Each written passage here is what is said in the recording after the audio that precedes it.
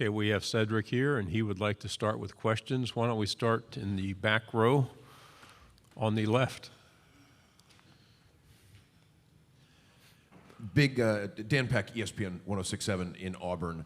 Tennessee overachieved relative to the expectations that folks had from the outside last year. What do you attribute that to, and sort of what are the goals moving forward after the season you guys had last year? Hard work, having a chip on our shoulders.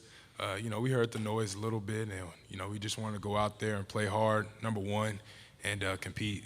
So this year, we just plan on winning more games, working hard, and competing each week. Right-hand side, third row.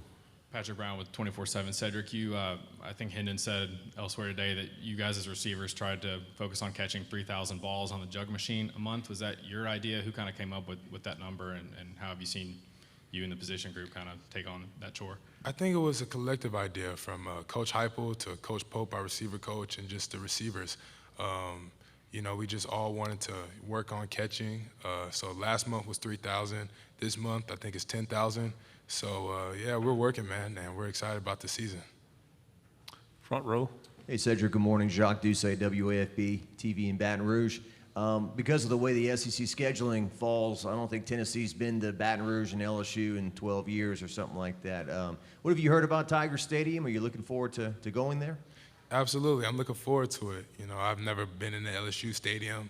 I've heard things about LSU, so I'm excited about seeing it for myself. So I'm ready to compete.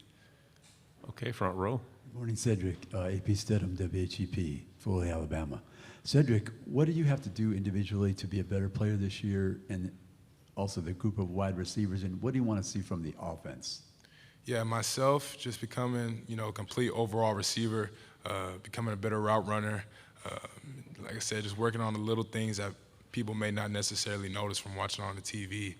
And, for the other guys and other receivers on the team, they're taking that same approach, whether it's working on their hands or working on their route running. So all I want to see from my teammates, especially receivers, just competing, working hard, and representing that T well. Back in the back row. Cedric, you had an outstanding season last year. What factored into your decision to come back and play another year of college football rather than declaring for the NFL draft? Just developing as a receiver. I feel like there was still more to prove on the field. And like I said, there's some things I feel like I need to work on. I was excited about what Tennessee could do. I'm really excited about the season. We got Hendon coming back, got a lot of guys coming back. So I feel like, we have some stuff to prove this year. Right side, fourth row. Cedric, Josh Rowe from WTBC in Chattanooga. Talk about how different this July feels compared to last July, actually having done it on the field like you did this past year. How different does this feel for you? Be honest, not real different. Last year, I feel like I had confidence, I had goals and plan, and so this year, I have goals too, and I plan on accomplishing them. But to be honest, it's really the same mentality for me. Can't be too high, can't be too low. Just got to compete. Second row, left side. Hey, Ced, how was it with Kelsey Pope? Now, I know he was with you guys last year and everything, so was it a seamless transition? How's that wide receivers room going with his direction? It's been great. Anytime you can keep a coach that's kind of already been there, that relationship was already there, so the transition has been smooth. The other receivers in the room and the whole team has gravitated towards Coach Pope, and we trust in him, and I'm, learning from him each and every day. Right side, fourth row on the aisle. Hey, Cedric, Jeff Spiegel, ABC 3340 in Birmingham. I know it's been a while since you guys have beaten Alabama, 2006, I believe. How much would it mean to break that streak, and how encouraging was it that you were able to make some plays against them in Tuscaloosa last season? It'll be a great feeling. I think you said since 2006, which is, crazy to hear, but, since 2006. So, this year we're looking to go against them and give it our all. And, if we play Tennessee football, I feel like we're confident, we can have the outcome we want. So, beating them would be a good feeling. Back row again on the left.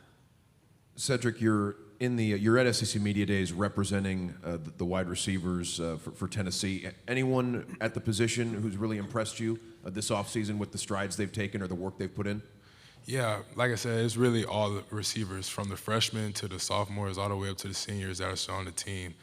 They're all taking good strides, and I'm proud of them. I'm excited.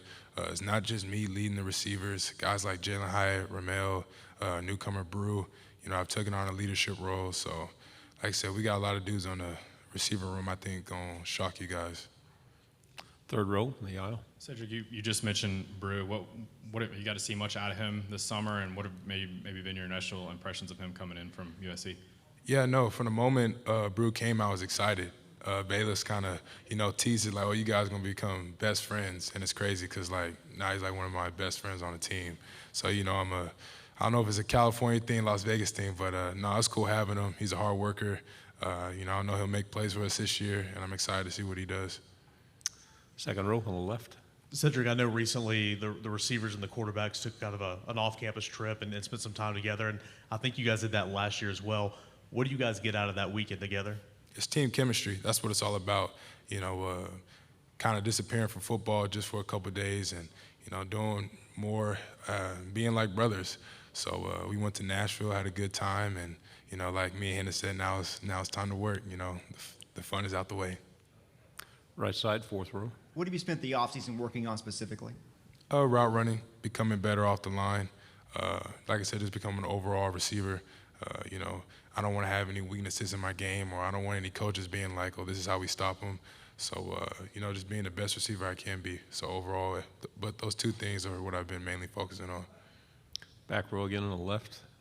Tennessee's passing offense gets a lot of attention with Hendon and you and the great receivers in the room. What can you tell us about the run game this year and who could be producing in the backfield for Tennessee on the ground? Man, we have 3-4 running backs who I can feel like produce, but obviously Jabari Small's come back, Jalen Wright, and man, those guys, it's been amazing to see what they do, especially in the weight room. They both gained weight, muscle, good weight, both became stronger. So they're excited. They know that, oh, Tennessee's a passing offense, but they want the running game to get respect too. So I'm excited to see what they do. Does anybody have a final question? We have 2 minutes left. We'll take the last one here on the left. When you look across the ball to that defensive secondary, some veterans over there, two safeties in particular, Jalen McCullough and a guy that's here today, Trayvon Flowers, what do they mean to the team and obviously that defense kind of leading that bunch? Well, those two are the defensive leaders of the team. Those two guys are very vocal. Not just the defense, the offense follows those guys too. They're the loud mouths on the team, especially Trey, but in a good way. So he's a competitor. Jalen's a competitor too. So those guys are great leaders for us, and I'm excited what they do this year. Cedric, thank you very much. Good job. Thank you.